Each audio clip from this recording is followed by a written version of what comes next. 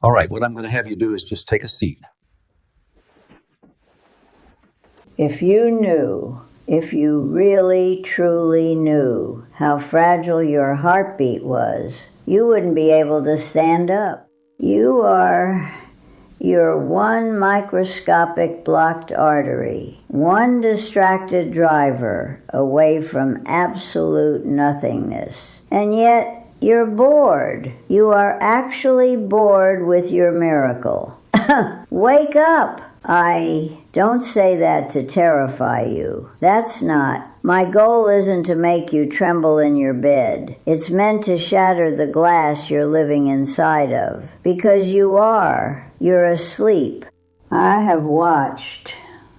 I've personally watched over 4,000 people take their absolute last breath. 4,000. I was a hospice medical director, so I was the one sitting in the chair in the corner of the room when the calendar ran out.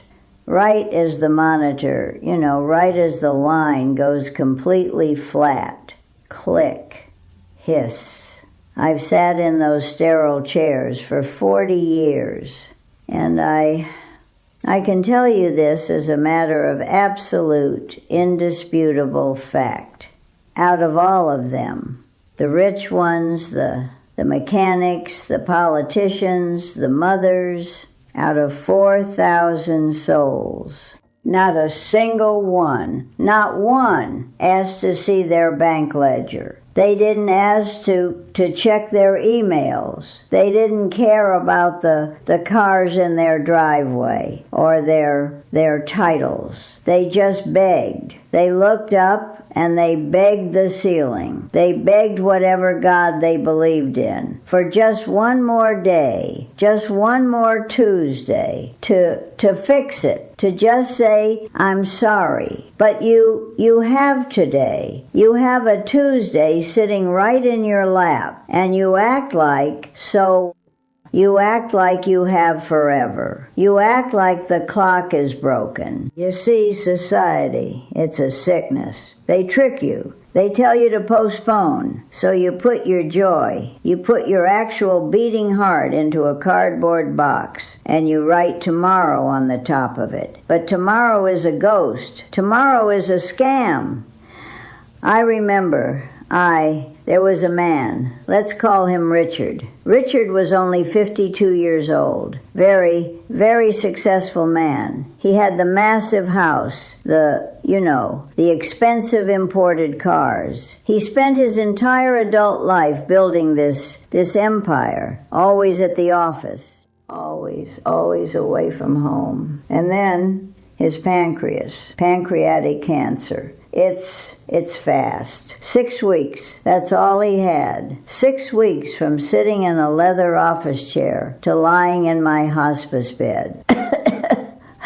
I sat with Richard on a Thursday night. It was raining outside. I remember the sound of it hitting the glass. He was hooked up to the morphine drip. His skin was this awful translucent gray. He was so weak he couldn't even lift his own arm off the sheets to scratch his face. And he looked at me with this terror, this absolute hollow, bottomless terror in his eyes. And he whispered, his voice was just a scrape. He said, Doc, I was going to take my daughter to Italy next summer. I promised her, next summer. I just needed to finish this one merger, just one more year. He didn't get next summer. His daughter didn't get next summer. All those tomorrows, all those promises, they just vanished. They evaporated into the sterile air of that hospital room. Why do you wait?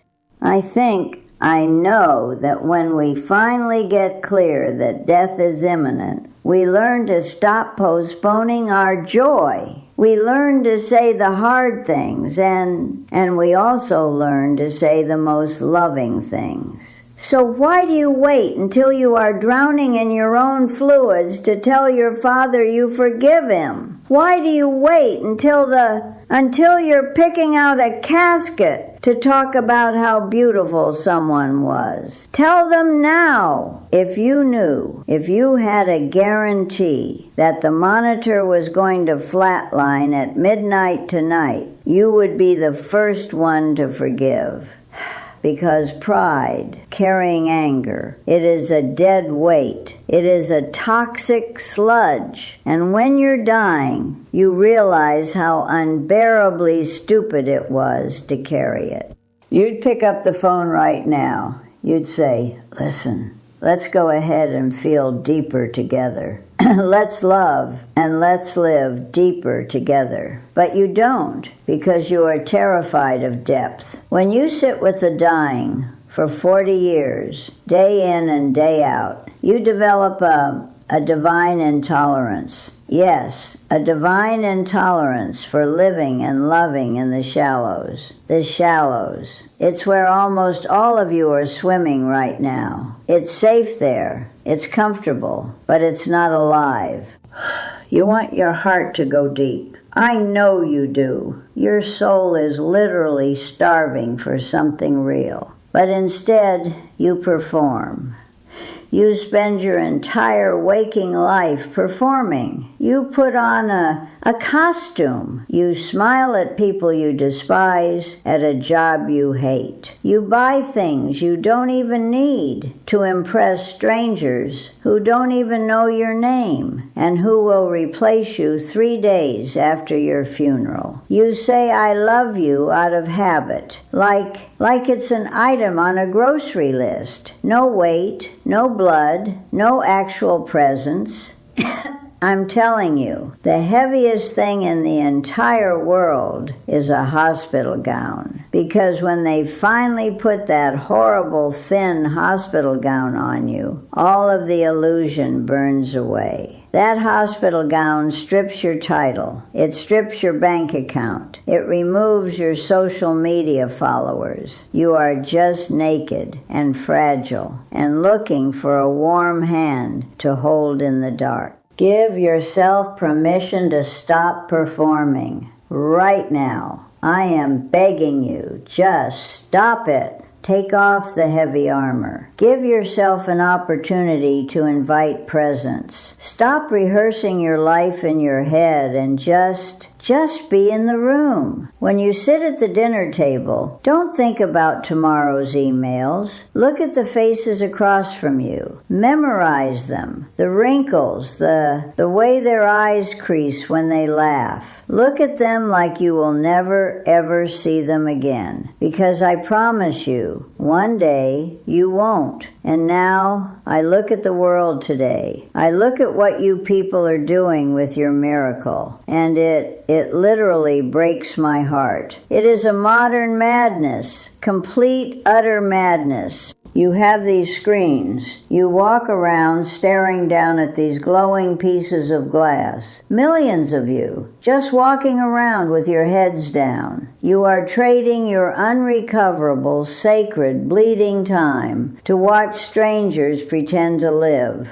They want you distracted. So, society wants you numb, because a distracted person doesn't feel the ticking of the clock. They don't feel the approach of the end. A distracted person never feels death sitting patiently in the corner of the room, and so they never wake up. They run out the calendar in the shallows. But if you are awake, if you force yourself to wake up before you end up in my hospice bed, you start to realize the greatest secret in the universe. You realize that the sacred, the truly holy, is always found in the simple. The everyday, tiny, beautiful things that we tend to overlook, because we think we have an endless supply of them. I had a patient. Her name was Evelyn. She was 88 years old. Her lungs were completely crystallized from fibrosis. Every single breath she took was a literal war. She couldn't leave the bed, and I asked her. I held her tiny, paper-thin, bruised hand, and I asked her, Evelyn, what do you want? What can I get you? She didn't ask for a miracle. She didn't ask for her youth back, or a yacht, or a trip to Paris. She looked at me and she said, "Doc, I just want to feel the cold bathroom tile on my bare feet one more time. I just want to smell the dirt after it rains." Cold tile. The smell of wet dirt. These are ordinary things, but the ordinary starts to become more holy, because I think we're finally awake enough to notice them. You have a body. You have lungs that actually work without a machine. You can feel the sting of the winter wind on your face. You can feel the burn of hot coffee on your tongue. You can hear the sound of your partner breathing next to you in the dark. Do you know how many dead men and women would trade their entire fortunes just to feel the pain of a stubbed toe? Just to feel something? But you ignore it because you are staring at a piece of glass. So, no, I don't fear death. I really don't.